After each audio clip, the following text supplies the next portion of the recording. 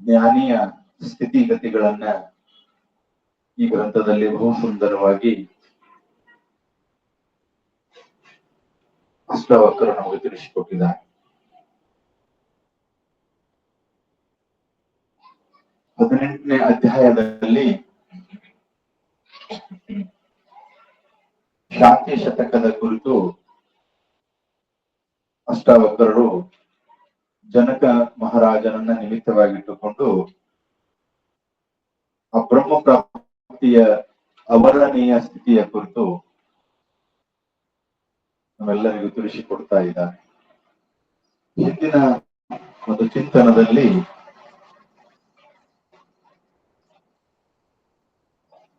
ಅಷ್ಟಾವಕ್ರರು ಹೇಳ್ತಾ ಇದ್ದರು, ಆತ್ಮಜ್ಞಾನವನ್ನು ಮಾಡಿಕೊಂಡಂತ ಜ್ಞಾನಿ ಪುರುಷನಿಗೆ ಪದಾರ್ಥಗಳ ಇರುವಿಕೆ ಮತ್ತು ಪದಾರ್ಥಗಳ ಇಲ್ಲದಿರುವಿಕೆ ಎಲ್ಲವೂ ಕೂಡ ಕಾಲ್ಪನಿಕವಾದದ್ದು. ಈ ಜಗತ್ತು ಸುಳ್ಳು ಅಂತಕ್ಕಂತಹ ಒಂದು ಭಾವನೆ ದೃಢವಾಗಿ ಇರೋದರಿಂದ ಈ ಜಗತ್ತಿನ ಆಗು ಹೋಗುಗಳ ಬಗ್ಗೆ ವ್ಯಕ್ತ ಮತ್ತು ಅವ್ಯಕ್ತ ವಸ್ತುವಿನ ಬಗ್ಗೆ ಆತನಲ್ಲಿ ಯಾವ ಭಾವನೆಯೂ ಇರೋದಿಲ್ಲ. ಇದು ಐತಿ, ಇದು ಇಲ್ಲ ಅಂತ ಹೇಳ್ಬೇಕಂತಂದ್ರ ಅದಕ್ಕೆ ಸತ್ಯತ್ವ ಅಥವಾ ಮಿಥ್ಯತ್ವ ಭಾವನೆ ಹಚ್ಚದಕ್ಕರ ಮಾತ್ರ ಜಗತ್ತು ಐತಿ ಅಥವಾ ಇಲ್ಲ, ಭಾವ ಪದಾರ್ಥಗಳು ಐತಿ ಅಥವಾ ಇಲ್ಲ ಅಂತ ಹೇಳಬಹುದು.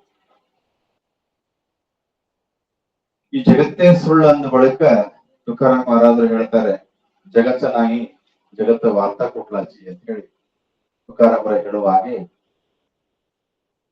ಅಸ್ತಿತ್ವದಲ್ಲಿ ಇಲ್ಲದೆ ಇರತಕ್ಕಂತಹ ಜಗತ್ತಿನ ಯಾವ ಪದಾರ್ಥಗಳು, ವಸ್ತುಗಳು, ವಿಷಯಗಳು ಆತ್ಮಜ್ಞಾನವನ್ನು ಮಾಡಿಕೊಂಡಂತಹ ಪುರುಷನಿಗೆ ಬಾಧೆ ಮಾಡಲರಿಯವು. ಅದಾದ ನಂತರ ತಾನೇ ತಾನಾದಂತಹ ಸ್ಥಿತಿ ಒಳಗಿದ್ದಂತಹ ಆತ್ಮಜ್ಞಾನಿಗೆ ಇವ ನಮ್ಮವರು, ಇವ ಬೇರೆಯವರನು, ಇವ ನಾ ಅಲ್ಲ, ಇವ ನಾನು, ಇಂಥ ಭೇದಗಳು ಬರುವಂತ ಪ್ರಶ್ನೆನೇ ಇಲ್ಲ. ನಾನು ಅವಾಗ ಹೇಳ್ತಾ ಇರ್ತೀನಿ, ನಮ್ಮವೇ ಒಂದು ಸಾವಿರಾರು ಫೋಟೋಗಳನ್ನ ನೋಡಿದ ಬಳಿಕ ಅಲ್ಲಿ ಆ ಫೋಟೋದಲ್ಲಿ ಅನೇಕ ವ್ಯತ್ಯಾಸಗಳವ, ಹಾಕೊಂಡಿರ್ತಕ್ಕಂತಹ ಬಟ್ಟೆಗಳಲ್ಲಿ ಅನೇಕ ವ್ಯತ್ಯಾಸಗಳವ, ವಯಸ್ಸಿನ ಭೇದದ, ಉಡುಪಿನ ಭೇದದ, ಇದೆಲ್ಲ ಭೇದ ಇದ್ರೂ ಕೂಡ ಆ ಅಭೇದ ಸ್ಥಿತಿಯಲ್ಲಿರ್ತಕ್ಕಂಥ ಒಬ್ಬ ವ್ಯಕ್ತಿಯನ್ನ, ಅಂದ್ರೆ ನನ್ನನ್ನು ನಾನು ಗುರುತಿಸಿ ಅವನೇ ನಾನು ಅಂತಕ್ಕಂಥ ಭಾವ ನಮ್ಮೊಳಗೆ ಸದೋದಿತವಾಗಿರುತ್ತದೆ. ಅದೇ ರೀತಿಯಾಗಿ ತನ್ನ ಸ್ವರೂಪ ಸ್ಥಿತಿಯನ್ನ ಪ್ರಾಪ್ತಿ ಮಾಡ್ಕೊಂಡಂತಹ ಆತ್ಮಜ್ಞಾನಿ ಪುರುಷ ಈ ಜಗತ್ತಿನಲ್ಲಿರ್ತಕ್ಕಂತಹ ಪ್ರತಿಯೊಂದು ಜೀವಿಯನ್ನ ಕೂಡ ನಂದೇ ಅಂತಕ್ಕಂತಹ ಭಾವದಿಂದ, ನಾನೇ ಅಂತಕ್ಕಂಥ ಭಾವದಿಂದ ನೋಡೋದರಿಂದ ಅವನಲ್ಲಿ ಭೇದ ಭಾವ ಉತ್ಪತ್ತಿ ಆಗೋದಿಲ್ಲ. ಈ ವಿಚಾರವನ್ನ ನಾವು ಹಿಂದಿನ ಚಿಂತನದಲ್ಲಿ ನೋಡ್ಕೊಂಡು ಬಂದಿದ್ದೇವೆ. ಹೆಚ್ಚಿಗೆ ಹೇಳೋದದ, ಪರಿಪೂರ್ಣ ಶಾಂತನಾದಂತಹ ಜ್ಞಾನಿಗೆ ಏಕಾಗ್ರತೆ ಆಗಲಿ, ವಿಶೇಷ ಅನಿಸುವುದಾಗಲಿ, ಜ್ಞಾನವಾಗಲಿ, ಅಜ್ಞಾನವಾಗಲಿ, ಶುಭ ಆಗಲಿ, ಅಶುಭ ಆಗಲಿ, ಯಾವುದೇ ಒಂದು ವಿಶೇಷ ಭಾವನೆಗಳದವ ಅವೆಲ್ಲ ಸಾಧಕನಿಗೆ ಆಗ್ಬೋದೇ ಹೊರತಾಗಿ ಆತ್ಮಜ್ಞಾನಿಗೆ ಆಗೋದಿಲ್ಲ. ಚಂಚಲತೆ ಆಗಲಿ, ಏಕಾಗ್ರತೆ ಆಗಲಿ, ವಿಶೇಷ ಅನಿಸೋದಾಗ್ಲಿ, ಸುಖ ಆಗ್ಲಿ, ದುಃಖ ಆಗ್ಲಿ, ಶುಭ ಆಗ್ಲಿ, ಅಶುಭ ಆಗ್ಲಿ, ಇದು ಜ್ಞಾನ, ಇದು ಅಜ್ಞಾನ, ಯಾವ ಭಾವನೆಗಳು ಆತ್ಮಜ್ಞಾನಿಯಲ್ಲಿ ಕಾಣಕ್ ಸಿಗುವುದಿಲ್ಲ. ಭಾವನೆಗಳು ನಮ್ಮಲ್ಲಿ ಉದಯ ಆಗಬೇಕು ಅಂತಂದ್ರೆ ಎರಡಾಗಬೇಕಾಗ್ತದೆ. ಒಂದು ಭಾವನೆ, ಇನ್ನೊಂದು ಭಾವನೆ ಅನುಭವಿಸ್ತಕ್ಕಂಥ ಅಂತಃಕರಣ. ಎರಡು ಎಲ್ಲಿ ಆಗ್ತದ, ಇವೆಲ್ಲ ನಮ್ಮ ಅನುಭವಕ್ಕೆ ಬರ್ತಾವ. ಎರಡಿಲ್ಲದ ಏಕಮೇವ ಅದ್ವಿತೀಯ ಬ್ರಹ್ಮನೇ ತಾನಾದ ಬಳಿಕ ಇವ್ಯಾವ ಭಾವನೆಗಳು ಅನ್ಸಂಗಿಲ್ಲ. ಇಂಥ ಸ್ಥಿತಿ ಇದುವೇ ಪರಮ ಶಾಂತ ಸ್ಥಿತಿ ಅಂತಕ್ಕಂಥದ್ದು. ಒಂದು ಭಾವನೆ ಬರ್ತದಂದ್ರೆ ಅದ್ರ ಜೊತೆ ಇನ್ನೊಂದು ಭಾವನೆ ಕೂಡ ಇದ್ದಿದ್ದೆ. ಶುಭದ ಭಾವನೆ ಬಂದದ ಅಂದ್ರೆ ಅಶುಭ ಭಾವನೆ ಬರ್ತಕ್ಕಂಥದ್ದೇ. ಸುಖದ ಭಾವನೆ ಬಂದದ ಅಂತಂದ್ರ ದುಃಖದ ಭಾವನೆ ಕೂಡ ನನ್ನಲ್ಲಿ ಅದ ಅಂತ. ನಾವು ಕೇವಲ ಸುಖವನ್ನೇ ಅನುಭವಿಸ್ತೇವ್ರಿ ಅಂತ ಹೇಳಕ್ ಆಗಂಗಿಲ್ಲ, ಅದರಿಂದ ಅದು ಕೂಡ ಇರ್ತಕ್ಕಂತೆ. ಚಂಚಲತೆ ಆಗ್ಲಿ ನಿಶ್ಚಲತೆ ಆಗ್ಲಿ ಇವೆಲ್ಲ ಮನಸ್ಸಿನ ಸ್ವಭಾವಗಳು. ನನ್ನ ಮನಸ್ಸು ಚಂಚಲ ಆಗ್ಲಕತ್ತದ, ನನ್ನ ಮನಸ್ಸು ನಿಶ್ಚಲ ಆಗ್ಲಕತ್ತದ ಅಂತಕ್ಕಂಥ ಭಾವನೆ ನನಗೆ ಅನುಭವಕ್ಕೆ ಬರ್ಲಕತ್ತದ ಅಂತಂದ್ರೆ ಅಲ್ಲಿನೂ ದ್ವೈತ ಅದ, ಎರಡದ, ಭೇದ ಅದ ಅಂತ ಅರ್ಥ ಆಗ್ತದೆ. ಇಂಥ ಅಭೇದ ಸ್ಥಿತಿಯಲ್ಲಿದ್ದಂತಹ ಜ್ಞಾನಿಯ ಆ ಪರಿಪೂರ್ಣ ಸ್ಥಿತಿಯನ್ನ ಈ ರೀತಿಯಾಗಿ ಇರ್ತಾನ ಅಂತಕ್ಕಂಥದ್ದನ್ನ ಧ್ಯಾನ, ಧಾರಣೆ, ಸಮಾಧಿ ಎಲ್ಲ ಸಾಧನೆಗಳು ಕೂಡ ಆತ್ಮಜ್ಞಾನಿಗೆ ಯಾವ ಅವಶ್ಯಕತೆ ಇರೋದಿಲ್ಲ ಅಂತಕ್ಕಂಥದ್ದನ್ನ ಹೇಳ್ತಾನೆ. ಅದರನ್ನೇ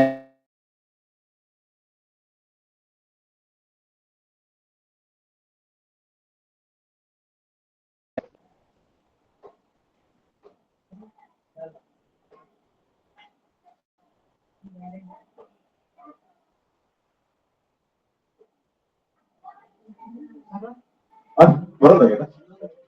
ಇಲ್ಲ ಇಲ್ಲ ಬರೋದ ನೋಡಿ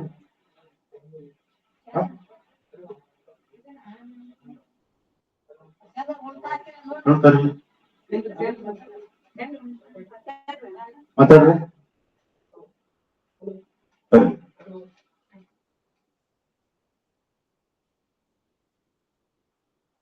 ಹರಿ ಓಂ.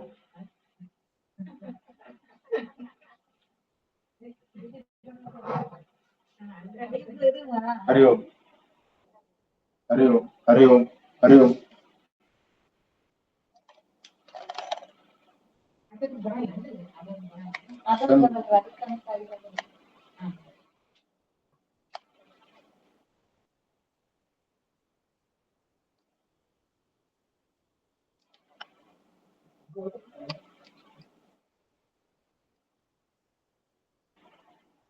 ಹರಿ ಓಂ, ಹರಿ ಓಂ, ಹರಿ ಓಂ, ಹರಿ ಓಂ. ಕಲ್ಪನಾ ರಾಹಿತ್ಯವೇ ಸಹಜ ಸ್ವಭಾವವಾಗಿರುವ ಯೋಗಿಗೆ ಸ್ವರ್ಗದಲ್ಲಿ ಅಥವಾ ಭಿಕ್ಷಾಟನೆಯಲ್ಲಿ, ಲಾಭದಲ್ಲಿ ಅಥವಾ ಹಾನಿಯಲ್ಲಿ, ಜನ ಸಮಾಜದಲ್ಲಿ ಅಥವಾ ಅರಣ್ಯದಲ್ಲಿ ಏನೂ ಹೆಚ್ಚು ಕಡಿಮೆ ಎನಿಸುವುದಿಲ್ಲ. ಕಲ್ಪನಾ ರಹಿತವಾದಂತಹ ಸಹಜ ಸ್ವಭಾವದಲ್ಲಿರ್ತಕ್ಕಂಥ ಆತ್ಮಜ್ಞಾನಿಗೆ ದೇಶ, ಕಾಲ, ಪರಿಸ್ಥಿತಿಗಳು ಅವರಿಗೆ ಹೆಚ್ಚು ಕಡಿಮೆ ಅನ್ಸೋದಿಲ್ಲ. ಸಾಮಾನ್ಯರಿಗೆ ಒಂದು ಸ್ಥಳ ಸುಖದಾಯಕ ಅನಿಸ್ತದ, ಇನ್ನೊಂದು ಸ್ಥಳ ದುಃಖದಾಯಕ ಅನಿಸ್ತದ. ಒಂದು ವೇಳೆ ಸಮಯ ಅವನಿಗೆ ಸುಖದಾಯಕ ಅನಿಸ್ತದ, ಇನ್ನೊಂದು ವೇಳೆ ಆತನಿಗೆ ದುಃಖದಾಯಕ ಅನಿಸ್ತದ. ಸಾಮಾನ್ಯ ವ್ಯಕ್ತಿಗೆ ತನ್ನ ಸಹಜ ಸ್ವಭಾವದಲ್ಲಿರ್ತಕ್ಕಂಥ ವ್ಯಕ್ತಿಗೆ ಅವ ಏಕಾಂತದಲ್ಲಿರಲಿ, ಲೋಕಾಂತದಲ್ಲಿರಲಿ, ಅರಣ್ಯದೊಳಗಿರಲಿ ಅಥವಾ ಜನನಿಬಿಡ ಪ್ರದೇಶದಲ್ಲಿ ಇರಲಿ, ತನ್ನ ರಾಜ್ಯದಲ್ಲಿ ಸ್ವಹೇಚ್ಛವಾಗಿ ಭಿಕ್ಷೆ ಬೇಡಲಿ ಅಥವಾ ರಾಜವೈಭವದಿಂದ ಕಾಲಹರಣ ಮಾಡ್ತಾ ಇದ್ರು ಕೂಡ ಅವನಲ್ಲಿ ಏರಿಳಿತ ಆಗೋದಿಲ್ಲ. ಯಾಕಂದ್ರೆ ಆತ ತನ್ನ ಸಹಜ ಸ್ವರೂಪ ಸ್ಥಿತಿಯಲ್ಲಿ ಸ್ಥಿತನಾಗಿರೋದ್ರಿಂದ ಅವನಿಗೆ ದೇಶ, ಕಾಲ, ಪರಿಸ್ಥಿತಿ, ಸಮಯಗಳು, ಕಾರ್ಯಗಳು, ಮಾಡ್ತಕ್ಕಂಥ ಕರ್ಮ ಇವ್ಯಾವು ಆತನಲ್ಲಿ ವ್ಯತ್ಯಾಸ ಅನಿಸೋದಲ್ಲ, ಹೆಚ್ಚು ಕಡಿಮೆ ಅನ್ಸಂಗಿಲ್ಲ.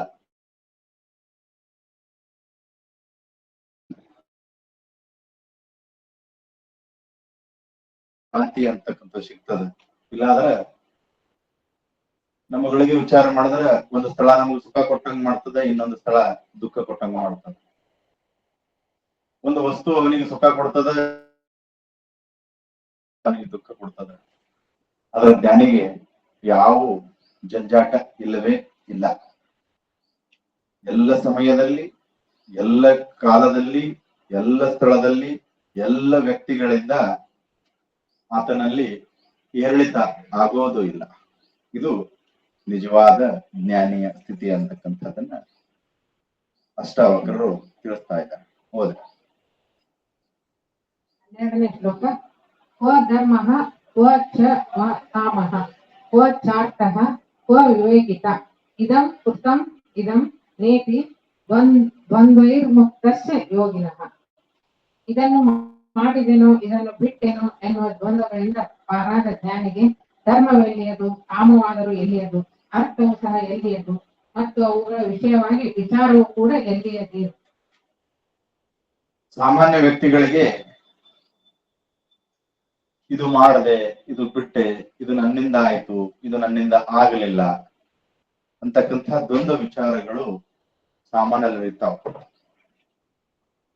ಯಾಕೆ ಇರ್ತಾವ ಅಂತಂದ್ರೆ ಅವನಲ್ಲಿ ಕರ್ತೃತ್ವ ಭಾವ ಇರ್ತದೆ ಸಾಮಾನ್ಯ ವ್ಯಕ್ತಿಯಲ್ಲಿ. ಅದ್ರ ಜ್ಞಾನಿಯಲ್ಲಿ ಕರ್ತೃತ್ವ ಭಾವ ಇರೋದಿಲ್ಲ. ಕರ್ತೃತ್ವ ಭಾವ ಇರೋದಿಲ್ಲ ಅಂತಂದ್ರೆ ಮಾಡಿದ್ದು ಬಿಟ್ಟಿದ್ದು ಅವನಲ್ಲಿ ಸಂಬಂಧವೇ ಇರುವುದಿಲ್ಲ. ಇದು ಧರ್ಮ, ಇದು ಬೇಕು, ಇದು ಅರ್ಥ, ಇದು ಕಾಮ, ಇದ್ರ ಪ್ರಾಪ್ತಿ ಮಾಡ್ಕೋಬೇಕು, ಧರ್ಮದ ಪ್ರಾಪ್ತಿ ಮಾಡ್ಕೋಬೇಕು. ಕಾಮ ಮತ್ತು ಅರ್ಥ, ಚತುರ್ವಿಧ ಪುರುಷಾರ್ಥಗಳೇನವಲ್ಲ, ಇದನ್ನ ಪ್ರಾಪ್ತ ಮಾಡ್ಕೋಬೇಕು, ಇದನ್ನ ಬಿಡಬೇಕು ಅಂತಕ್ಕಂಥ ಭಾವನೆಗಳು ಸಾಮಾನ್ಯ ವ್ಯಕ್ತಿಯಲ್ಲಿ ಇರ್ತವೆ.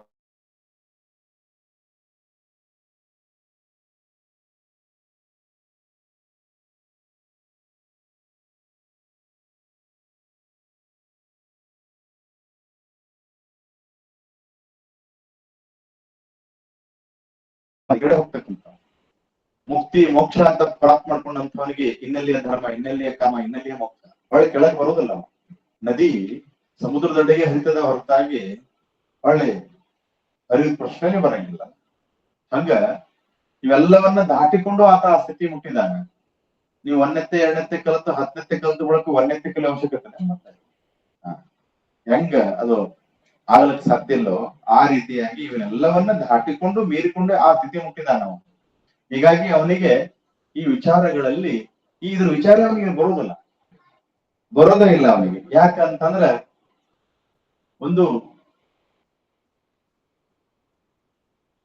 ಯಾವುದೋ ಒಂದು ಕಲ್ಪನಾ ರಹಿತವಾದಂತ ಸ್ಥಿತಿ ಒಳಗ ಆತ ಇರ್ಬೇಕಾತಂದ್ರೆ ಮತ್ತೆಲ್ಲಿಯ ಕಲ್ಪನೆಗಳಲ್ಲಿ ಅವಕಾಶ ಬರ್ತಾವ. ಕಲ್ಪನಾ ಬರಬೇಕು ಅಂತಂದ್ರೆ ಅಲ್ಲಿ ದೇಹ ಭಾವ ದೃಢವಾಗಿದ್ದರೆ ಮಾತ್ರ ಕಲ್ಪನೆಗಳು ಬರ್ತಾವ. ಅಜ್ಞಾನದಿಂದ ಅಹಂಕಾರ ಉದಯ ಆಗ್ತದೆ, ಅಹಂಕಾರದಿಂದ ದೇಹ ಭಾವ ದೃಢ ಆಗಿರ್ತದೆ. ಎಲ್ಲಿ ದೇಹ ಭಾವ ದೃಢವಾಗಿ ನಿಶ್ಚಯ ಆಗ್ಯದಲ್ಲ ಅಲ್ಲಿ ಇಂಥವು ಬೇಕು ಬೇಡಗಳು, ಆ ವಸ್ತುವಿನ ವಿಚಾರಗಳು ಮನುಷ್ಯನಿಗೆ ಬರ್ತಾವ. ಇಲ್ಲಾಂದ್ರೆ ಬರ್ಲಕ್ಕ ಸಾಧ್ಯನೇ ಇಲ್ಲ ಅಂತಕ್ಕಂಥದ್ದು. ಎಲ್ಲಿ ಕಲ್ಪನೆಗಳ ರಹಿತವಾದಂತ ಸ್ಥಿತಿ ಅದಲ್ಲ, ಅದುವೇ ಆನಂದವಾದಂತ ಸ್ಥಿತಿ. ನಮ್ಮ ನಿದ್ದೆ ಒಳಗೆ ಯಾಕಷ್ಟು ಆನಂದ ಅದ ಅಂತಂದ್ರೆ ಅಲ್ಲಿ ಕಲ್ಪನೆಗಳ ದ್ವಂದ್ವ ಇಲ್ಲ. ಕಲ್ಪನೆಗಳ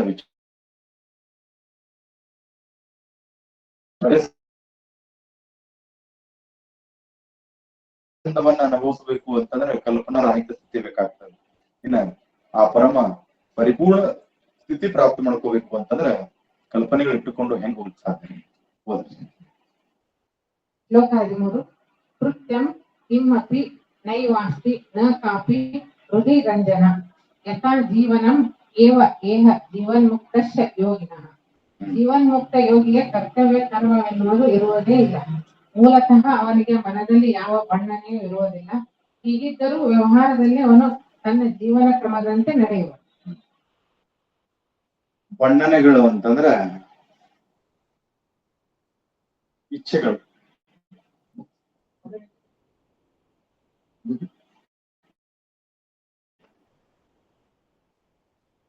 ಬಣ್ಣ ಅಂತಂದ್ರೆ ಇಚ್ಛೆ ಅರ್ಥ. ಅವನಲ್ಲಿ ಅನೇಕ ರೀತಿ ಇಚ್ಛೆಗಳು. ಪ್ರತಿಯೊಬ್ಬ ವ್ಯಕ್ತಿ ಯಾವುದೋ ಒಂದು ಇಚ್ಛೆಯನ್ನ ಪೂರ್ಣಗೊಳಿಸುವ ದೃಷ್ಟಿಯಿಂದ ಕರ್ಮವನ್ನ ಮಾಡ್ತಾನೆ.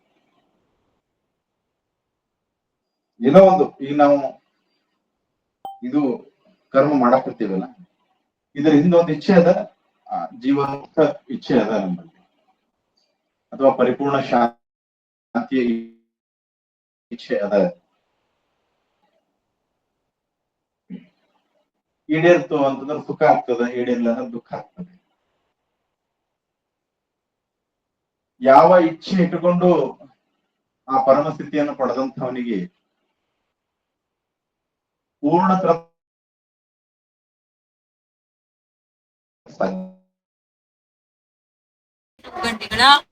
ಪ್ರಾರಬ್ಧ ಕರ್ಮದ ವಶಾತವಾಗಿ ತನ್ನ ಜೀವನ ಕ್ರಮ ಹೆಂಗ್ ನಡೀಬೇಕು, ಒಣಗಿದ ಎಲೆ ಗಾಳಿ ಬಿಡ್ತು ಅಂತಂದ್ರೆ ಇದೇ ದಿಕ್ಕಿ ಹೋಗ್ತದ ಅಂತ ಹೇಳಕ್ ಆಗೋದಿಲ್ಲ. ಹೇಳ್ಬೋದ? ಗಾಳಿ ಎಕಡೆ ಕರೆದುಕೊಂಡು ಹೋಗ್ತದಲ್ಲ, ಹಂಗ ಆ ಎಲೆ ಹೋಗುವಂತೆ ಪ್ರಾರಬ್ಧ ಕರ್ಮ ಯಾವ ಕಾರ್ಯವನ್ನ ಮಾಡಿಸ್ತದ ಅದರ ಪ್ರಕಾರ ಆತನ ಜೀವನ ನಡೆದಿತ್ತು. ಆತನಲ್ಲಿ ತನ್ನದೇ ಆದಂತದ ಒಂದು ಇಚ್ಛೆ ಇರೋದಿಲ್ಲ, ನಾ ಹಿಂಗೇ ಮಾಡಬೇಕು ಅಂತಕ್ಕಂಥದ್ದು ಇರೋದಿಲ್ಲ. ಯಾವ ಒಣಗಿದ ಎಲೆಗೆ ಒಂದು ನಿರ್ದಿಷ್ಟ ಗುರಿ, ಹಿಂಗೆ ನಾನು ಇಲ್ಲೇ ಹೋಗಬೇಕಂತ ಇರ್ತಕ್ಕಂಥದ್ದು ಇರೋದಿಲ್ಲ. ಗಾಳಿ ಎಕಡೆ ಬಿಡ್ತದ ಅಕಡೆ ಹೋಗ್ಬೇಕಷ್ಟೇ. ಅದು ಹಂಗ ಪ್ರಾರಬ್ಧ ಕರ್ಮದ ಗಾಳಿ ಎಕಡೆ ಬೀಸ್ತಿರ್ತದ, ಯಾವ ಕರ್ಮವನ್ನ ಮಾಡಿಸ್ತದ ಅದರ ಪ್ರಕಾರ ಆತ ಸ್ವಚ್ಛಂದವಾಗಿ ಹೋಗ್ತಿರ್ತಾನೆ. ಹೊರತಾಗಿ ನಾ ಈ ಕಡೆ ಹೋಗ್ಬೇಕಾಗಿತ್ತು ಈ ಕಡೆ ಹೋದೆ ಅಂತಕ್ಕಂಥದ್ದು ಆತನಲ್ಲಿ ಇರೋದಿಲ್ಲ. ಇದು ಆತನಿಗೆ ಪರಮ ಶಾಂತಿಯನ್ನು ಕೊಡ್ತಕ್ಕಂಥದ್ದು. ಯಾವುದೋ ಒಂದು ಇಚ್ಛೆ ಮನದೊಳಗೆ ಇತ್ತು ಅಂದ್ರೂ ಕೂಡ ಆ ಇಚ್ಛೆ ವಿರುದ್ಧ ಕಾರ್ಯಗಳು ಆಗ್ತಕ್ಕಂಥದ್ದೇ. ಆತು ಅಥವಾ ಸುಖ ದುಃಖ ಆಗ್ತದೆ. ಇದರಿಂದ ಮನುಷ್ಯನಲ್ಲಿ ದ್ವಂದ್ವ ಭಾವನೆಗಳು ಉದಯ ಆಗ್ತವೆ. ಯಾವುದೂ ಇಚ್ಛೆನೇ ಇಲ್ಲ, ಪ್ರಾರಬ್ಧ ಕರ್ಮದ ಗಾಳಿ ಎಕಡೆ ಬೀಸ್ತದ ಹೋಗೋದೆ. ಇದು ಜ್ಞಾನಿಯ ಪರಮ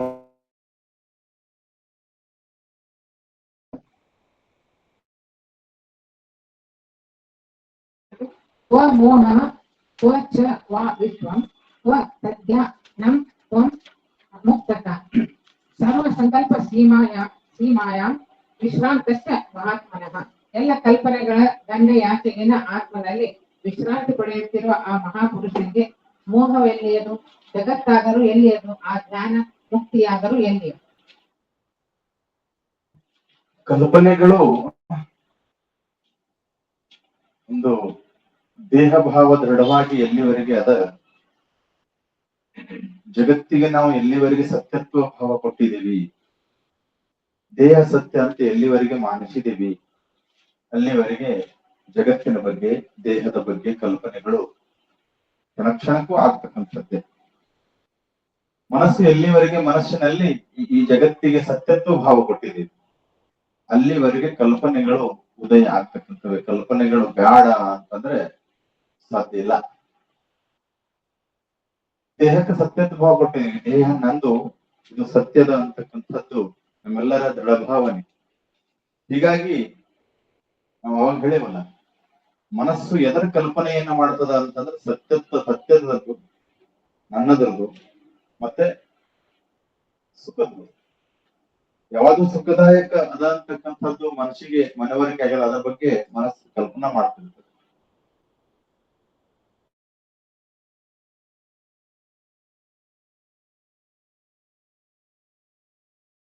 ಸ್ವರೂಪ ಚೈತನ್ಯ ಸ್ವರೂಪವೇ ನಾನೇ ಇದೀನಿ ಅಂತಕ್ಕಂಥದ್ದು ಜ್ಞಾನಿಯಲ್ಲಿ ದೃಢ ನಿಶ್ಚಯ ಆಗಿರೋದ್ರಿಂದ ಮನಸ್ಸು ಕಲ್ಪನೆಗಳು ಮಾಡ್ಲಿಕ್ಕೆ ಆತನಿಗೆ ಅವಕಾಶ ಇಲ್ಲ.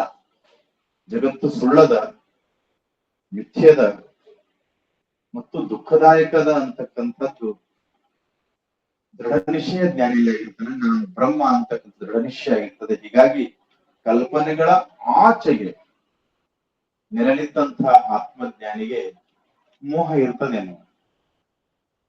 ಕಲ್ಪನೆ ಮಾಡಕತ್ತಾನ ಅಂತಂದ್ರೆ ಮೋಹ ಅದ, ಆ ವಸ್ತುವಿನ ಪ್ರಾಪ್ತಿ ಅದ ಅಥವಾ ಆ ವಸ್ತುವಿನ ವಿಚಾರ ತಲೆ ಒಳಗದ. ಕಲ್ಪನೆಗಳು ವಸ್ತು ಸತ್ಯದ ಅನ್ನೋ ಕಾರಣಕ್ಕಾಗಿ ಕಲ್ಪನೆಯ ಆ ವಸ್ತು ಬೇಕಂತಕ್ಕಂಥ ಭಾವದಿಂದ ಆ ವಸ್ತು ಕಲ್ಪನೆ. ತಾನೇ ತಾನಾದಂತಹ ಬ್ರಹ್ಮಸ್ಥಿತಿಯಲ್ಲಿ ನೆಲೆಸಿದಂತಹ ಆತ್ಮಜ್ಞಾನಿಗೆ ಇನ್ನೆಲ್ಲಿಯೇ ಕಲ್ಪನೆಗಳು ಬರ್ತಾವ. ಕಲ್ಪನಾ ಇಲ್ಲ, ಮೋಹ ಇಲ್ಲ, ಇಚ್ಛೆ ಇಲ್ಲ, ಕಲ್ಪನಾ ಇಲ್ಲ. ಮನದಲ್ಲಿ ಇಚ್ಛೆ ಉದಯ ಆಯಿತು ಅಂತಂದ್ರೆ ಕಲ್ಪನೆಗಳ ಪ್ರಾರಂಭ ಆಗ್ತವೆ.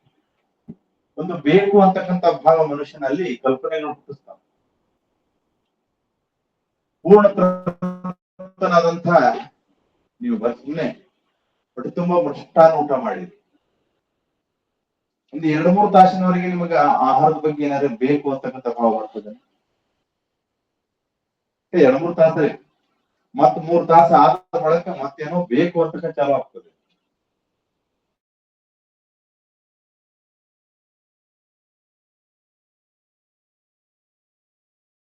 ಆ ಊಟ ಮಾಡೋದು ಕ್ಷಣಕ್ಕೆ ನಿಮ್ಗೆ ಏನಾದ್ರು ಬೇಕು ಅಂತಕ್ಕಂಥ ಭಾವ ನಿಮ್ಮಲ್ಲಿ ಉದಯ ಆಗಕ್ಕೆ ಸಾಧ್ಯ ಇಲ್ಲ. ಅಥವಾ ಯಾವುದರ ಒಂದು ಇಷ್ಟ ಪದಾರ್ಥ ಕಲ್ಪನೆಗಳು ನಿಮ್ಮಲ್ಲಿ ಉದಯ ಆಗ್ತದೇನೋ ಅಂತ ಆಗೋದಿಲ್ಲ. ಆ ಕ್ಷಣಕ್ಕೆ ಆಗೋದಿಲ್ಲ. ಯಾಕೆ ಪೂರ್ಣ ತೃಪ್ತರಾಗಿರಿ.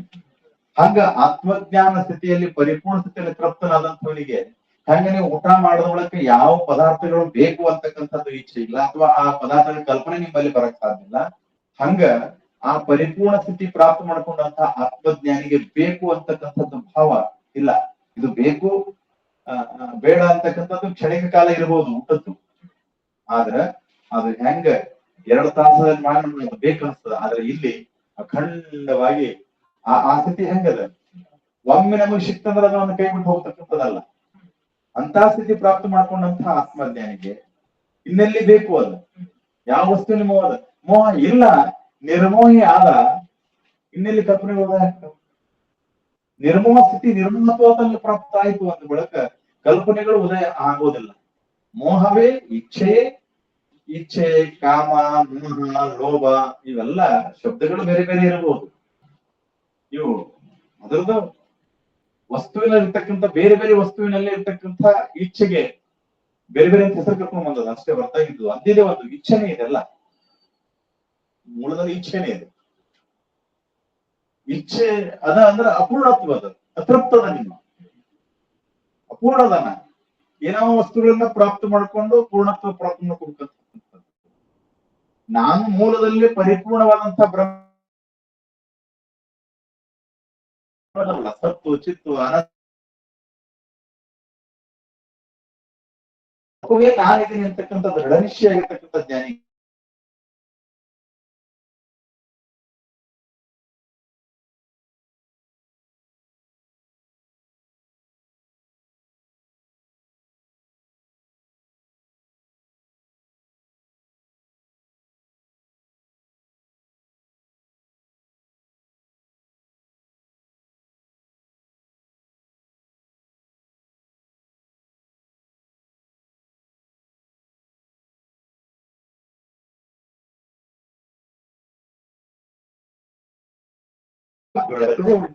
ಜ್ಞಾನಿಯಲ್ಲಿ ಬೇಕು ಅಂತಕ್ಕಂಥದ್ದು ಇಲ್ಲದಿರೋದ್ರಿಂದ ಅವನಿಗೆ ಮೋಹ ಇಲ್ಲ. ಮತ್ ಜಗತ್ತಾದರೂ ಎಲ್ಲಿ ಅಂತಾರೆ ಅವರು, ಅಲ್ಲಿ 2 ಇದ್ರ ಜಗತ್ತು ಕಾಣಕ್ಕಾಗ್ತದೆ. ಅಲ್ಲಿ ಏಕಂ ಏವ ಅದ್ವಿತೀಯ ಬ್ರಹ್ಮ ಸ್ವರೂಪ ತಾನಾದ ನಿಂತ ಬಳಿಕ ಜಗತ್ತೆಲ್ಲಿ ಅದು, ಅಥವಾ ಧ್ಯಾನ, ಮುಕ್ತಿ ಅವಾದ್ರೂ ಎಲ್ಲಿ, ಅವು ಪ್ರಶ್ನೆ ಇಲ್ಲ. ಮುಕ್ತಿಯನ್ನ ಯಾರು ಬಯಸ್ತಾರೆ? ಈ ಜೈಲಿಗೆ ಬಿದ್ದವ ಬಿಡುಗಡೆ ಆಗ್ಬೇಕಂತ ವಿಚಾರ ಇರ್ತದೆ. ಜೈಲ್ನಾಗ ಬಿದ್ದೇ ಇಲ್ಲ, ಅವ ಹೆಂಗ್ ಬಿಡುಗಡೆ ಆಗ್ಬೇಕಂತ. ಹಂಗ ನಾ ಬಂಧನ ಮುಕ್ತಿ ಚಿದಾನಂದ ರೂಪ ಶಿವಂ ಶಿವಂ ಶಂಕರ ಹೇಳ್ತಾರ, ನನಗೆ ಬಂಧನೂ ಇಲ್ಲ, ಮುಕ್ತಿನೂ ಇಲ್ಲ. ಯಾಕೆ ಮುಕ್ತಿ ಇಲ್ಲ? ಬಂಧನೆ ಆಗಿಲ್ಲ ಅಂದ್ರೆ ಮುಕ್ತ ಆಗೋ ಪ್ರಶ್ನೆ ಬರಂಗಿಲ್ಲ. ಜೈಲಿನಾಗ ಬಿದ್ದಿಲ್ಲ ಅಂದ್ರೆ ಬಿಡುಗಡೆ ಆಗೋ ಪ್ರಶ್ನೆ ಬರಂಗಿಲ್ಲ. ನಮಗೆ ಬಂಧನ ಆಗ್ಯದಂತ ಭ್ರಮ ಆಗ್ಯದಕ್ಕಾಗಿ ಮುಕ್ತಿ ಆಗ್ಯದ ಅಂತ ಗುರು ಹೇಳ್ತಾನ ನನಗಷ್ಟೇ. ಇದು ಹೇಳ್ತದೆ. ಹೀಗಾಗಿ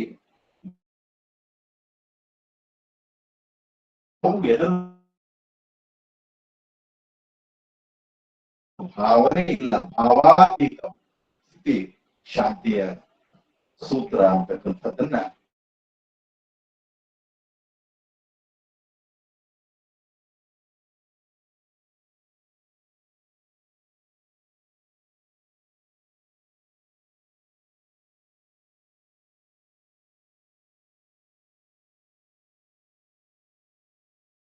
ನೋಡುವವನು ಅದನ್ನು ಇಲ್ಲದಾಗಿ ಮಾಡುವ ಪ್ರಯತ್ನಕ್ಕೆ ಬೀಳಲು, ಆದರೆ ಜಗತ್ತನ್ನು ನೋಡಿಯೂ ನೋಡಲಾರದೆ ಅದರ ಬಗ್ಗೆ ಭಾವನಾ ರಹಿತನಾದವನು ಏನು ಮಾಡಲು ಎಳಬೇಕು. ಇದು ಅದ್ಭುತ ಮಾತು. ಜಗತ್ತು ಯಾರಿಗೆ ಕಂಡದ ಅವರ ಅನೇಕ ಪ್ರಯತ್ನ ಮಾಡಿ ಜಗತ್ತು ಇಲ್ಲಾರ್ದಂಗೆ ಮಾಡಲಕ್ಕ ಅವ್ರ ಪ್ರಯತ್ನಕ್ಕೆ ಬೀಳಿ. ಜಗತ್ತು ಯಾರಿಗೆ ಕಂಡದ ಅಜ್ಞಾನದಲ್ಲಿ ಜಗತ್ ಕಂಡದ, ಅಜ್ಞಾನೊಳಗ ಹಾವು ಕಂಡದ. ಅವರೆಲ್ಲ ಯಾರ್ಯಾರು ಹಾವು ಕಂಡದ ಅವ್ರು ಹಾವ ಓಡ್ಸಕ್ ಬೇಕಾದೆಲ್ಲ ಪ್ರಯತ್ನ ಮಾಡಲಕ್ಕ. ನಿನಗೆ ಹಾವೇ ಕಂಡಿಲ್ಲ, ಹಗ್ಗ ಕಾಣುವವನಿಗೆ ಹಾವು ಓಡಿಸೋ ಪ್ರಶ್ನೆ ಬರಂಗಿಲ್ಲ. ಹಗ್ಗ ಕಂಡವನಿಗೆ ಹಾವು ಇಲ್ಲೇ ಇಲ್ಲ, ಹಾವು ಓಡಿಸೋ ಪ್ರಯತ್ನ ಇಲ್ಲ. ಯಾರಿಗೆ ಹಾವು ಕಂಡದ ಅವ್ರು ಓಡಿಸಕ್ ಪ್ರಯತ್ನ ಮಾಡಲೆಕ್ಕ. ಆದ್ರ ಆತ್ಮಜ್ಞಾನಿಗೆ ಹಾವೇ ಕಂಡಿಲ್ಲ, ಇದ್ದಿದ್ದು ಒಂದು ಹಗ್ಗದ, ಅವನಿಗೆಲ್ಲಿ ಭಯ ಅದ? ಈ ಜಗತ್ತಿನ ಬಗ್ಗೆ ಅವನಲ್ಲಿ ಏನ್ ಭಾವನೆ ಇರ್ತದೆ? ಏನ್ ಭಾವನೆ ಇರ್ತದೆ? ಅದು ಜಗತ್ತೇ ಇಲ್ಲ ಅಂತ ನಾವು ಹಾವೇ ಕಂಡಿಲ್ಲ, ಹಾವನ ಬಗ್ಗೆ ಏನ್ ಭಾವನೆ ಅಂತ ಕೇಳಿದ್ರೆ ಏನ್ ಹೋಗ್ತಾವ? ಅಲ್ಲಿ ಹಾವು ಕಾಣಕತ್ತದಲ್ರಿ, ಅವ ಅಂತ ಹಾವಲ್ಲ ಹೋದ ಹಗ್ಗದಂತ. ಮತ್ತೆ ಹಾವು ನಮ್ ಕಾಣಕತ್ತದ, ಅದ್ರ ಬಗ್ಗೆ ನಿಮ್ ಭಾವನೆ ಅವ ನೀ ಕಾಣವ, ನೀ ಏನ್ ಹತ್ತಿ ಹೇಳೋದ್ರ ಬಗ್ಗೆ ಕಂಡ ಇಲ್ಲ ಅವ ಏನು?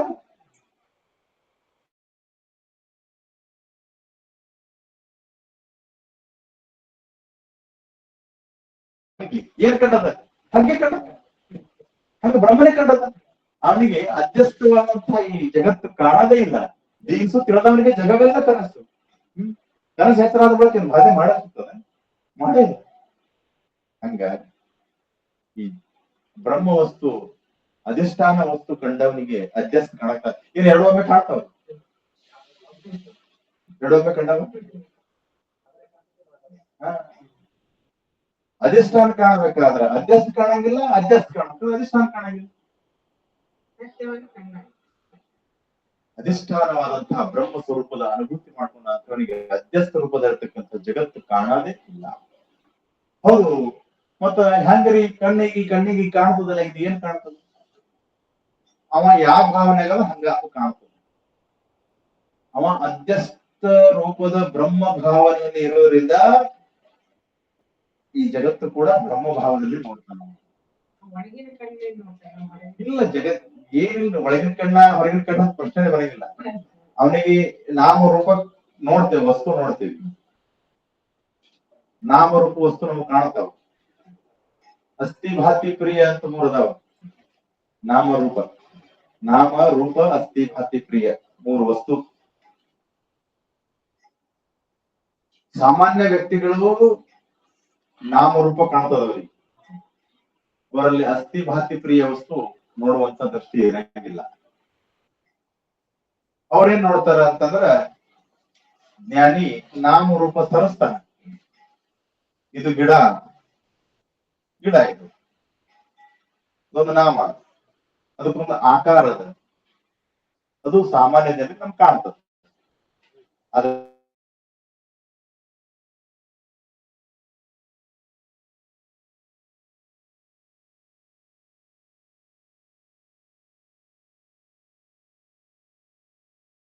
ಮೂಲ, ಆ ಗಿಡಕ್ಕೆ ಆಧಾರದ ಯಾವುದಲ್ಲ, ಚೈತನ್ಯ, ಅದು ನೋಡ್ತಾನೆ. ಅರ್ಥಾತ್ ಆಭರಣ ನೋಡೋದಿಲ್ಲ, ನಾಮರೂಪ ಆಭರಣ, ಬಂಗಾರ ನೋಡ್ತಾನೆ. ಗಡಿಗಿ ನೋಡಲ್ಲ, ಮಣ್ಣು ನೋಡ್ತಾನೆ. ತೆರೆ ಗುಳ್ಳಿ ನೋಡಲ್ಲ, ನೀರು ನೋಡ್ತಾನೆ. ಮೂಲ ಯಾವುದದ? ಆಭರಣಕ್ಕೆ ಮೂಲ ಯಾವುದದ? ಬಂಗಾರ. ಗಡಿಗೆಗೆ ಮೂಲ ಯಾವುದದ? ಮಣ್ಣ. ತೆರೆ ನೊರೆಗಳಿಗೆ ಆಧಾರ ಏನದ? ಮೂಲ ಯಾವುದದ? ನೀರ. ನೀರು ನೋಡುವಂತ ದೃಷ್ಟಿ, ಮಣ್ಣನ್ನು ನೋಡುವಂತ ದೃಷ್ಟಿ, ಬಂಗಾರ ನೋಡುವಂತ ದೃಷ್ಟಿ ಅಲ್ಲಿ ಇತ್ತು ಅಂತಂದ್ರೆ ಮೇಗಿದವನಿಗೆ ಏನು ಕಾಣಂಗಿಲ್ಲ.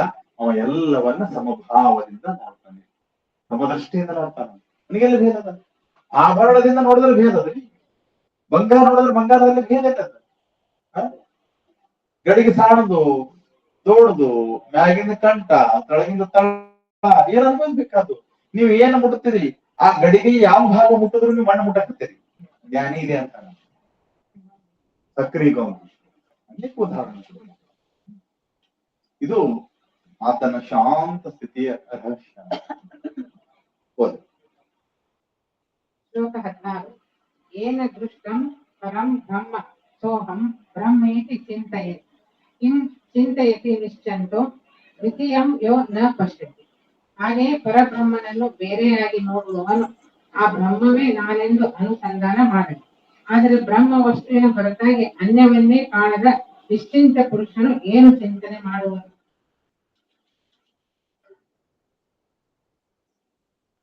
ಅಚಿಂತ ವಸ್ತುವನ್ನ ಚಿಂತನೆಯಿಂದ ಪ್ರಾಪ್ತ ಮಾಡತಕ್ಕಂಥ ಒಂದು ಪರ್ವತ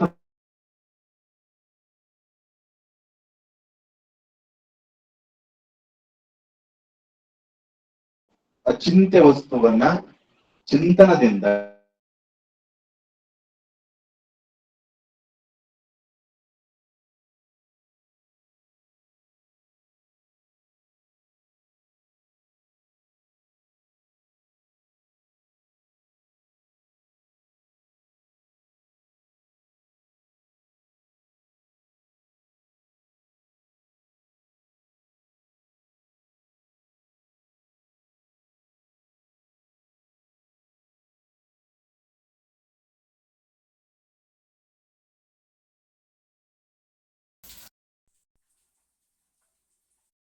ತ್ರಿಪುಟಿ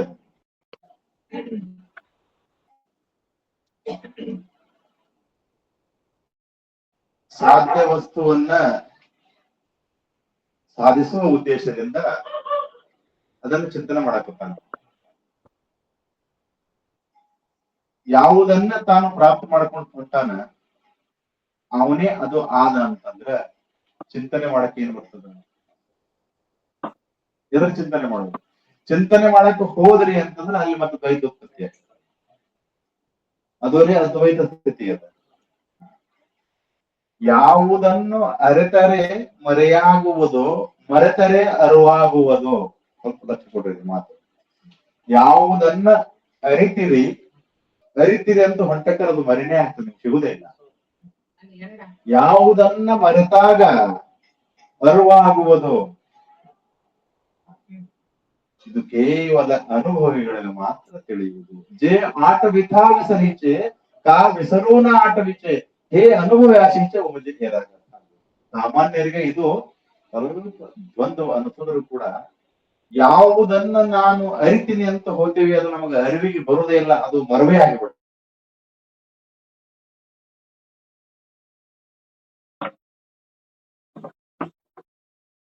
ಬ್ರಹ್ಮ ಪ್ರಾಪ್ತಿಯ ರಹಸ್ಯ ಮಾರ್ಗ ಸರ್ವ ವಿಸ್ಮೃತಿ.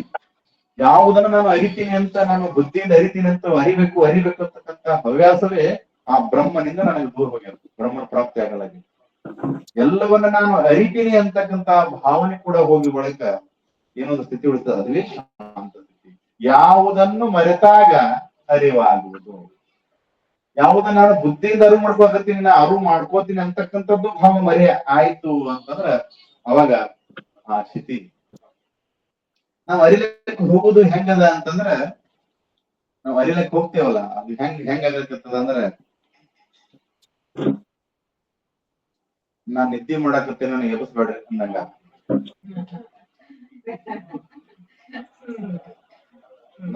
ನಾನ್ ನಿದ್ದೆ ಅಂತ ನನಗೆ ಯಾರು ಎಬ್ಬಿಸ್ಬೇಡ್ರಿ ಅಂತಂದ್ರೆ ಅವ್ನ ನಿದ್ದೆ ಅಂತದ ಅರ್ಥ.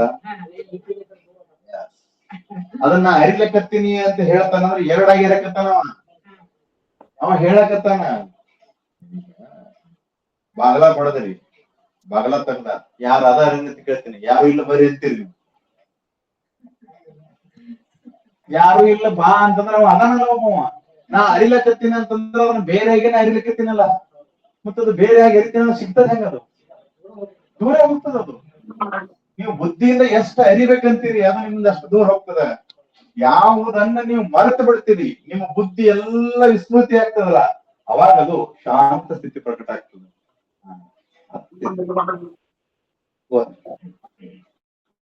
ಇಲ್ಲಿ ಸ್ವಲ್ಪ ಉಪಾಯವೇ ಅಪಾಯ ಆಗ್ತದೆ, ಅಪಾಯವೇ ಉಪಾಯ ಆಗ್ತದೆ. ಹಾಗಾದ್ರೆ ಮತ್ತೆ ಅದರದ್ದು ಪ್ರಾಪ್ತಿ ಹೆಂಗ? ಇಲ್ಲಿ ಬ್ರಹ್ಮನ ಪ್ರಾಪ್ತಿಗಾಗಿ ಶಾಸ್ತ್ರಗಳೇನು ಹೇಳಿಲ್ಲ. ಬ್ರಹ್ಮನ ಪ್ರಾಪ್ತಿಗಾಗಿ ಶಾಸ್ತ್ರಗಳಲ್ಲಿ ಏನು ಹೇಳಿಲ್ಲ. ಮತ್ತ ಅದನ್ನ ಬುದ್ಧಿಯಿಂದ ಅರಿಬೇಕು ಬರೀಬೇಕು ಅಂತ ಹೇಳ್ತಾರೆ. ಬುದ್ಧಿಯಿಂದ ಅರಿದು ಯಾವುದನ್ನ ನೀವು ಬುದ್ಧಿ ಅರಿತದ ಅವೆಲ್ಲ ಅನಾತ್ಮ ಅಂತ ನಿಶ್ಚಯ ಮಾಡ್ಕೋರಿ. ಯಾವಾಗೆಲ್ಲವೂ ಅನಾತ್ಮ ಅಂತ ನಿಶ್ಚಯ ಆದ ಬಳಿಕ ಒಂದು ಉಳಿತದಲ್ಲ, ಅದುವೇ ಆತ್ಮ. ಜ್ಞಾನ ಮಾಡ್ಕೊಳ್ಳೋದು ಎದ್ರ ಜ್ಞಾನ ಮಾಡ್ಕೊಳ್ಳೋದು? ಅನಾತ್ಮ ಜ್ಞಾನ ಮಾಡ್ಕೊಡ್ರಿ ಮೊದಲು. ಜ್ಞಾನ ಮಾಡ್ಕೊಳ್ಳೋದು ಅನಾತ್ಮದ್ದು, ಆತ್ಮಜ್ಞಾನ ಬೇಡ ನಮಗ. ಆತ್ಮಜ್ಞಾನ ಮಾಡ್ಕೊಳ್ಳೋದು ಬರಂಗಿಲ್ಲ ಅದು. ಯಾಕಂದ್ರೆ ಬೇರೆ ಹೆಂಗ್ ಮಾಡ್ಕೊಳಕ್ಕೆ ನಮ್ಮದೇ ಸ್ವಲ್ಪ ನಾನೇ ಅದು ಓದಿದ್ದೀನಿ. ಹೀಗಾಗಿ ನಾ ಎದ್ರ ಏನ್ ಅಲ್ಲಲ್ಲ ಅದರ ನಾ ಏನ್ ಅಲ್ಲ ನೇತಿಗಳು ಹೋದಕ್ಕರ ಒಂದು ಉಳಿತದ. ಮನಸ್ಸಲ್ಲ, ದೇಹ ಅಲ್ಲ,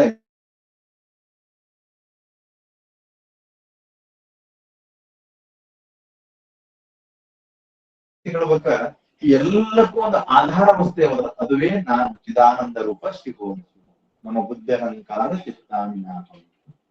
ಇಲ್ಲಿ ಜ್ಞಾನ ಮಾಡ್ಕೊಳ್ಳೋದು ಅನಾತ್ಮ ವಸ್ತುವಿನ ಜ್ಞಾನ.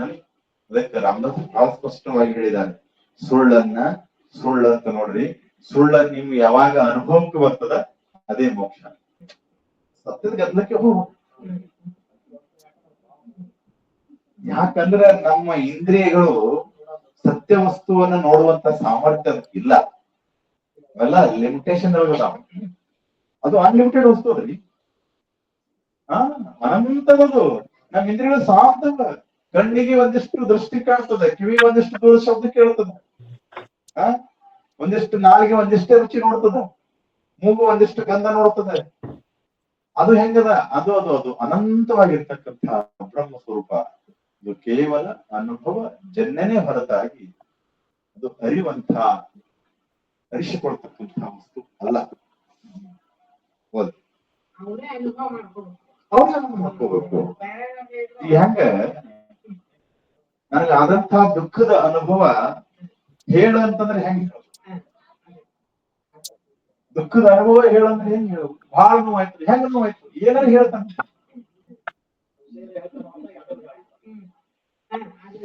ದುಃಖದ ಅನುಭವ ಹೇಳಪ್ಪ ಅಂತಂದ್ರೆ ಏನ್ ಹೇಳುವ? ಹೆಂಗ್ ಹೇಳತ್ತ?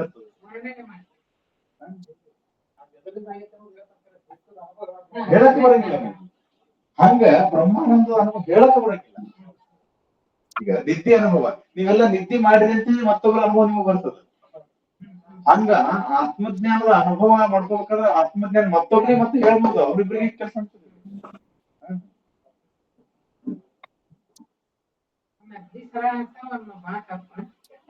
ಒಬ್ಬ ಗರ್ಭವತಿಯ ಸ್ಥಿತಿಗತಿಗಳು, ಅವಳ ಭಾವನೆಗಳು, ವೇದನೆಗಳು ಯಾರಿಗಾರಿ ಗೊತ್ತಾಗ್ಬೋದು. ಇನ್ನೊಬ್ಬಳ ಗರ್ಭವತಿಯ ಅನುಭವಿಸಲ್ಲ, ಅವಳು ಹೇಳ್ಬಹುದು. 1ನೇ ತಿಂಗಳದಾಗ ಏನಾಗ್ತದೆ, 2ನೇ ತಿಂಗಳದಾಗ ಏನಾಗ್ತದೆ, 5ನೇ ತಿಂಗಳದಾಗ ಏನಾಗ್ತದೆ, 8ನೇ ತಿಂಗಳದಾಗ ಅಕ್ಕಿ ಹೇಳ್ತಾಳೆ. ಅದ್ರದ್ದು ಅನುಭವನೇ ಇಲ್ಲ. ಗರ್ಭದ ಅನುಭವ ಇಲ್ಲ. ಹೆಂಗ್ ಹೇಳ್ತಾಳೆ? ಹೇಳ್ಬೋದು. ನಮಗೆ ನಿಮ್ಗೆ ಯಾರ್ಯಾರ ಅನುಭವ?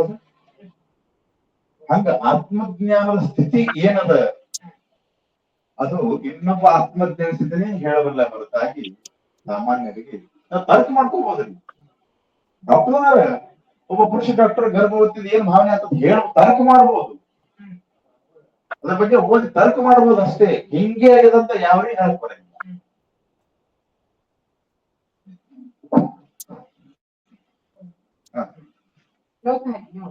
दृष्टो येन आत्मविक्षेपो निरोधं कुरुते स्वस्तौ उदारस्तु न विक्षिप्तः साध्य भावत् करोति किं. ತನ್ನಲ್ಲಿ ಚಂಚಲತೆಯನ್ನು ಕಾಣುವವನು ಅದನ್ನು ಆವರಿಸುವ ಪ್ರಯತ್ನ ಮಾಡುವನು, ಆದರೆ ಜ್ಞಾನಿಯು ಚಂಚಲ ಇರುವುದೇ ಇಲ್ಲ. ಹೀಗೆ ಸಾಧಿಸತಕ್ಕದ್ದೆಂಬುದೇ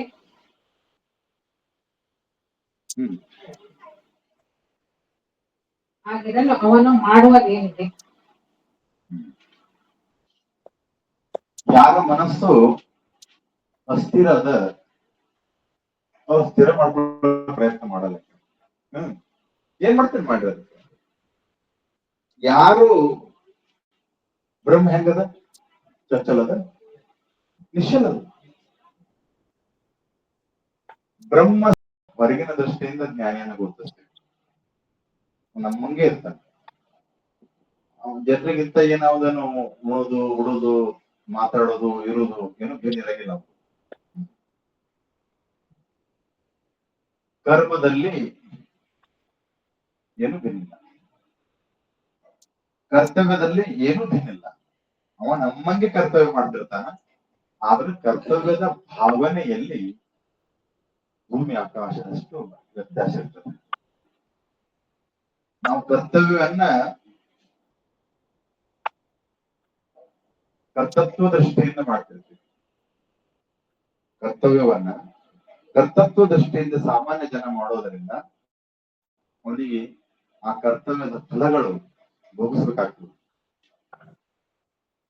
ಜ್ಞಾನಿ ಕರ್ಮವನ್ನ ಒಂದು ಕರ್ತವ್ಯ ದೃಷ್ಟಿಯಿಂದ ಮಾಡ್ತಿರ್ತಾರೆ, ಡ್ಯೂಟಿ ಆಸ್ ಎ ಡ್ಯೂಟಿ. ಅದರ ಫಲ ಏನಿದ್ರೆ ನಮ್ಗೆ ಸಂಬಂಧ ಇಲ್ಲ, ಮಾಡಿಬಿಟ್ಟು ನಾನು ಮುಗಿದ ಕೆಲಸ. ಹೀಗ ಇರೋದ್ರಿಂದ ಅವನಿಗೆ ಕರ್ಮದ ಬಂಧನ ಇಲ್ಲವೇ ಇಲ್ಲ, ಕರ್ಮದ ಬಗ್ಗೆ ಕಲ್ಪನೆಗಳು ಇಲ್ಲೇ ಇಲ್ಲ. ಕರ್ಮ ಕರ್ತತ್ವದಿಂದ ನಾವು ಮಾಡಕತ್ತೀವಿ ಅಂತಂದ್ರ, ಕರ್ತತ್ವ ಭಾವದಿಂದ ಮಾಡಕತ್ತೀವಿ ಅಂತಂದ್ರ ಆ ಕರ್ಮದಿಂದ ಏನೋ ಫಲ ನನ್ನ ಮನಸ್ಸು ಬಯಸಾಕತ್ತದ. ಏನೋ ಬಯಸಾಕತ್ತದ ಅಂತಂದ್ರೆ ಮನದಾಗ ಇಚ್ಛೆ ಅದ. ಇಚ್ಛೆ ಅದ ಅಂದ್ರ ಕರ್ಮದ ಬಗ್ಗೆ ಕಲ್ಪನೆಗಳು ಚಾಲು. ಹೌದು, ಇವನಲ್ಲಿ ಮತ್ತೆ ಇವ್ಯಾ ಕರ್ಮ ಮಾಡ್ತಾನ. ಕರ್ಮ ಮಾಡುವಂತಹ ಸಂದರ್ಭದಲ್ಲಿ ಕರ್ಮಕ್ಕೆ ಸತ್ಯತ್ವ ಭಾವವನ್ನು ಕೊಟ್ಟು ಕರ್ಮ ಮುಗಿದ ಬಳಿಕ ಆ ಭಾವನೆ ತೆಗೆದುಹಾಕ್ತಾನೆ. ನಾಟಕ ಮಾಡ್ತಾನ, ನಾಟಕ ಮಾಡುತ್ತಾನ, ರಾಮನ ಪಾತ್ರ ಹಾಕೊಂಡಾನ, ನಾನ್ ರಾಮನೇ ಅಂತ ಪಾತ್ರ ಮಾಡ್ತಾನ. ಪಾತ್ರ ಮುಗಿದ ಬಳಿಕ ರಾಮಗ ನನಗ ಏನು ಸಂಬಂಧ ಇಲ್ಲ ಅಂತ ತಿಳ್ಕೊಂಡ ಬಳಿಕ ಆ ಪಾತ್ರದ ಭಾವನೆಗಳು ಅಥವಾ ಏನದವಲ್ಲ ಸುಖ ದುಃಖಗಳು ಆತನಿಗೆ ಏನು ಬಾಧೆ ಮಾಡೋದಿಲ್ಲೋ ಹಂಗ ಜ್ಞಾನಿ ಈ ರೀತಿಯಾಗಿ ಬದುಕನ್ನು ಮಾಡ್ತಿರ್ತಾರೆ, ಕರ್ಮವನ್ನು ಮಾಡ್ತಿರ್ತಾರೆ. ಸಾಮಾನ್ಯರು ಪಾತ್ರಧಾರಿನೇ ತಾನೇ ಆಗಿ ಬದುಕುತ್ತಾರೆ. ಹೀಗಾಗಿ ಅವರಿಗೆ ಕರ್ಮದ ಬಂಧನ ಅದ.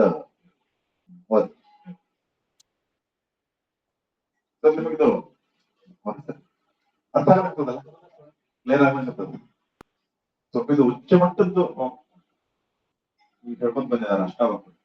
ಇದಕ್ಕಿಂತ ಹೆಚ್ಚಿಗೇನು ಯಾವ ಗ್ರಂಥಗಳಲ್ಲಿ ಹೇಳ್ಕೊತ ಬಂದಿಲ್ಲ. ನಾವು ಗೀತಾ ಪಾಠ ಮಾಡ್ಬೇಕಂತಂದ್ರೆ ಗೀತೆ ಒಳಗ ಕರ್ಮದ, ಜ್ಞಾನದ, ಭಕ್ತಿಯದ, ಯೋಗದ, ಧ್ಯಾನದ. ಆದ್ರೆ ಈ ಅಷ್ಟವಕ್ರ ಗೀತೆಯಲ್ಲಿ ಜ್ಞಾನದ ಬಿಟ್ಟು ಮತ್ತೊಂದಿಷ್ಟು ಎಲ್ಲಿ ಏನು ಹೇಳಿಲ್ಲ. ಧ್ಯಾನ, ಧಾರಣ, ಸಮಾಧಿಯನ್ನು ಮೀರಿದಂತಹ ಅದರ ಆಚೆಗಿರ್ತಕ್ಕಂಥ ಸಹಜ ಸಮಾಧಿ ಕುರಿತು ಅವರು ಉಪದೇಶ ಮಾಡಕತ್ತಾರೆ. ಸ್ವಲ್ಪ ಎತ್ತರ ಮಟ್ಟದ ಜ್ಞಾನ ಇದು.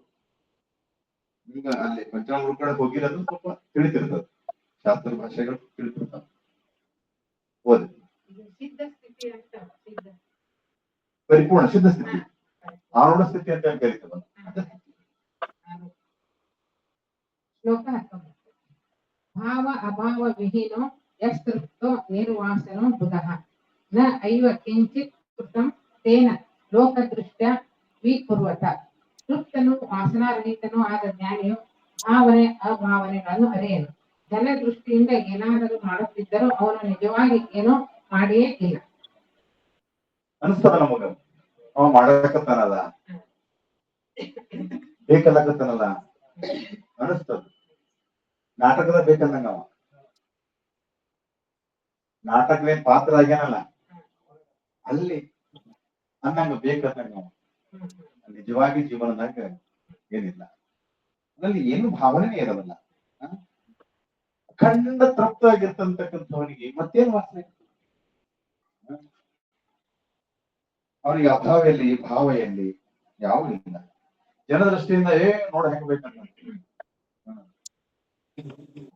ಜನ ಮಾತಾಡ್ತಿರ್ತಾರೆ. ನಿನ್ನೆ ಗುರುಬಂಧ ಹೋಟೆಲ್ ಮಾಡಿದ ನಾಗು ಅಂತ ಹೇಳಿ ಭಗವದ್ಗೀತೆ ಆಮೇಲೆ ಸಿದ್ದೇಶ್ವರ ಗುಡಿ ಮುಂದೆ ಹೋಟೆಲ್ ಮಾಡ್ಯಾರ ಅಂತ. ಬರ್ರಿ ಬರ್ರಿ ಹೋಗಿದ್ದೆ, ಹೋಗಿ ಹುಡುಗರು ಬಂದರು. ನೋಡ್ ಸ್ವಾಮಿಗೆ ದೋಸೆ ತಿನ್ನಂಗ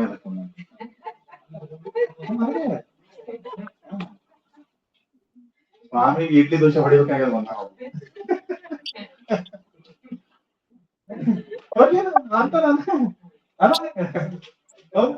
ಹಿಂಗೇನು ಸ್ವಾಮಿಗೆ ದೋಸೆ ಇಡ್ಲಿ ತಿನ್ಬೇಕ ಹೊಡಿಬೇಕಂತ ಹಿಂಗೇನು ಇಡ್ಲಿ ದೋಸೆ ಹೊಡಿಬೇಕನ್ನೋದು ಅಂದ್ರೆ ಅವ್ರು ಏನಾರ ಮಾಡ್ತಿದ್ದ ನೋಡು ಎಷ್ಟು ತಗೊಂಡ್ ಮಾಡ್ತಾನ ನೋಡು ಅಂತ ಅನಿಸ್ತದ ಜನರಿಗೆ. ಅವ ಪ್ರಪಂಚನ ಹೆಂಗ್ ಮಾಡ್ತಿರ್ತಾನ ಹೌದು ಹಂಗ ಮಾಡ್ತಿರ್ತಾನ. ನಾಟಕದ ಪಾತ್ರ ಆಗ್ಯಾನಂತಂದ್ರ ಏನ್ ಕರಿ ಅಂತ ಮಾಡ್ತಾನ ಅವನಿಗೆ ಹಂಗೆ ಮಾಡ್ತಿರ್ತಾನ. ಆದ್ರ ಒಳಗೆ ಏನು ಮಾಡಿಲ್ಲ, ಏನು ಮಾಡಿರಂಗಿಲ್ಲ.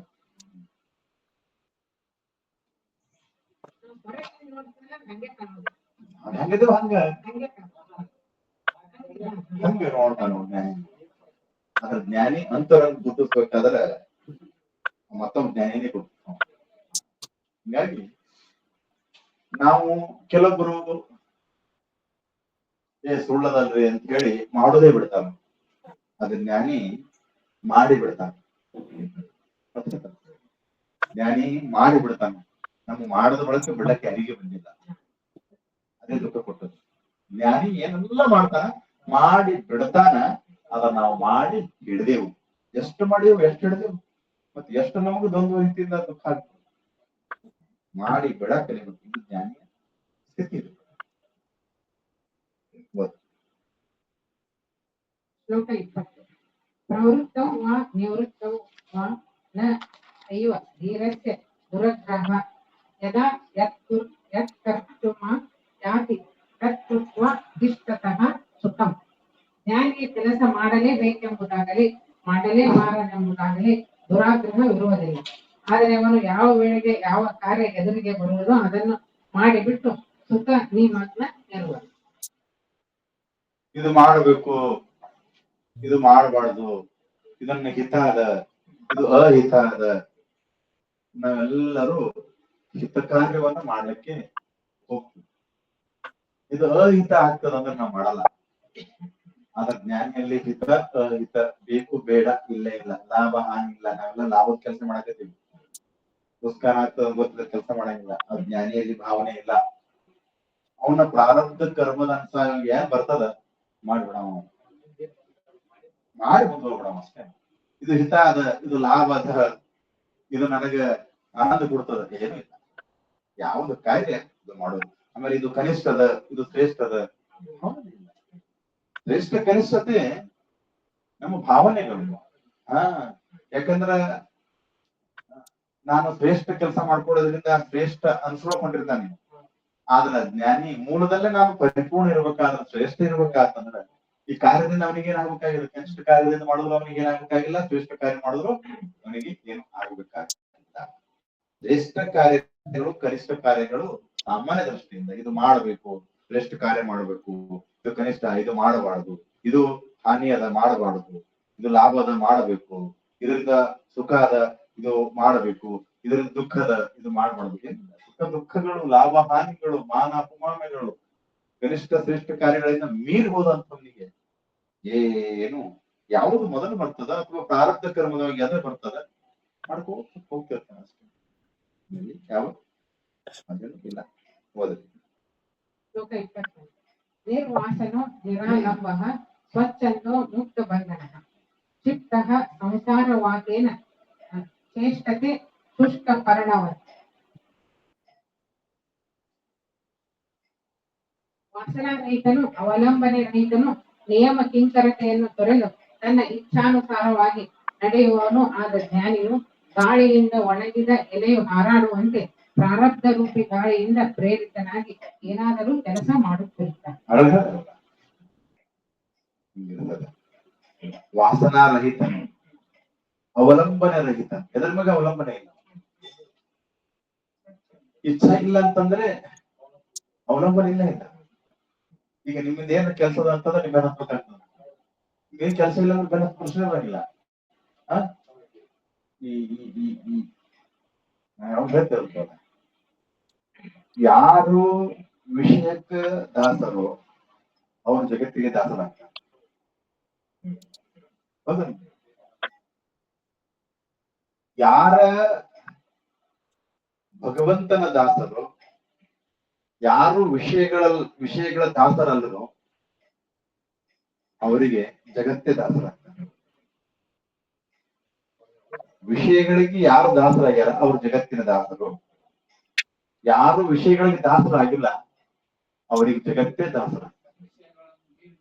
ಮೀರ್ ನಿಂತವ್ರು ವಿಷಯಗಳಿಗೆ ಯಾರು ದಾಸರಲ್ರು ಅವ್ರಿಗೆ ಜಗತ್ತೇ ದಾಸರಾಗ್ತಾರೆ. ಅವು ಯಾರ ಮೇಲೆ ಅವಲಂಬನೆ ಇಲ್ಲ. ಆಮೇಲೆ ಅವ ನಿರಾಹಾರಿ ಅದನ, ಆಭಾರಿ ಅಲ್ಲ, ನಿರಾಹಾರಿ ಅದನು. ಎದ್ರ ಮೇಲೆ ಅವಲಂಬನೆ ಇಲ್ಲ, ಎದ್ರ ಮ್ಯಾಗ ಆಧಾರ ಇಲ್ಲ, ಎದ್ರ ಮೇಗೂ ಆರಾಮ ಇಲ್ಲ. ಹೀಗಾಗಿ ಅವನಿಗೆ ಇದು ಬೇಕು, ಇವರನ್ನ ಪ್ರೇಮ ಮಾಡಬೇಕು, ಇವರನ್ನ ಪ್ರೇಮ ಮಾಡಬಾರದು, ಯಾವುದು ಏನು ಆತರ ಇಚ್ಛೆ ಇರಂಗಿಲ್ಲ. ಈ ಕಾರ್ಯ ಮಾಡಬೇಕು, ಪ್ರಾರಬ್ಧ ಕರ್ಮದ ಪ್ರಕಾರ ಜೀವನ ಹೆಂಗ್ ನಡೆದ, ಒಣಗಿದ ಎಲೆ ಹೆಂಗ್ ಹೋಗ್ತದ ಹಾರಿ, ಹಂಗ ಕರ್ಮದ ಗಾಳಿ ಆ ಕಡೆ ಬಿಸ್ತ ಆ ಕಡೆ ಹೋಗ್ತಾ ಇರ್ತಾನೆ. ಅಭಾರಿಗಳು ಯಾಕೆ ಏನಾರ ಬೇಕು ಅಂತಕ್ಕಂಥದ್ದು ಯಾರಲ್ಲಿ ಅದ ಅವ್ರ ಅಭಾರಿ ಆಗ್ತಾರೆ. ಅವ್ರ ಅವಲಂಬನೆ ಆಗ್ತಾರೆ. ಅದ್ರ ಮ್ಯಾಗ ಒಂದು ವಸ್ತುವಿನಾಗೋ, ವ್ಯಕ್ತಿನಾಗೋ, ವಿಷಯದಿನಾಗೋ ಅವಲಂಬನೆ ಆಗ್ತಾರೆ. ಇದ್ರಲ್ಲಿ ಏನಿಲ್ಲ. ವಿಷಯಗಳ ದಾಸ ಆದ ಜಗತ್ತಿಗೆ ದಾಸ ಆಗ್ಬೇಕಾಗ್ತದೆ. ವಿಷಯಗಳು ಅವನ ದಾಸ ಆಗುವಂತಂದ್ರೆ ಜಗತ್ತೇ ಅವನ ದಾಸರಾಗ್ತದೆ. ಶ್ಲೋಕ 22. ಅಸಂಸಾರಸ್ಯ ತು ಅಪಿ ನ ಹರ್ಷೋ ನ ವಿಷಾದಃ ಸ ಶೀತಲಮನ ನಿತ್ಯಂ ವಿದೇಹ ಇವ ರಾಜತೆ. ನಿಷ್ಪ್ರಪಂಚನಾದವನಿಗೆ ಸುಖ ವಿಶೇಷತೆಯಾಗಲಿ ದುಃಖ ವಿಶೇಷತೆಯಾಗಲಿ ಎಲ್ಲೆಲ್ಲಿಯೂ ಇರಲು. ಅವನು ಯಾವಾಗಲೂ ತಂಪು ಶಾಂತ ಮನದವನಾಗಿ ದೇಹ ರಹಿತನೋ ಎಂಬಂತೆ ಶೋಭಿಸುವ. ಯಾರ ಮನದಲ್ಲಿ ಪ್ರಪಂಚದ ವಾಸನೆಗಳದವ ಅವರಿಗೆ ಏರಿಳಿತದ ಅಂದ್ರೆ ಸುಖ ದುಃಖಗಳಾಗ್ತವೆ. ಯಾರು ಯಾವಾಗಲೂ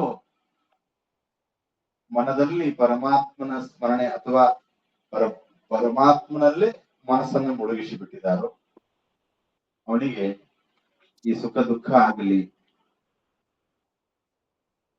ಯಾವ ಇರ್ಲಕ್ ಸಾಧ್ಯ ಇಲ್ಲ. ಇವನಿಗೆ ವಿಧೇಯ ಮುಕ್ತ ಅಂತ ಕರೀಬಹುದು. ಒಟ್ಟಿನಲ್ಲಿ 3 ವಾಸನೆಗಳು: ದೇಹ ವಾಸನೆ, ಲೋಕ ವಾಸನೆ, ಶಾಸ್ತ್ರ.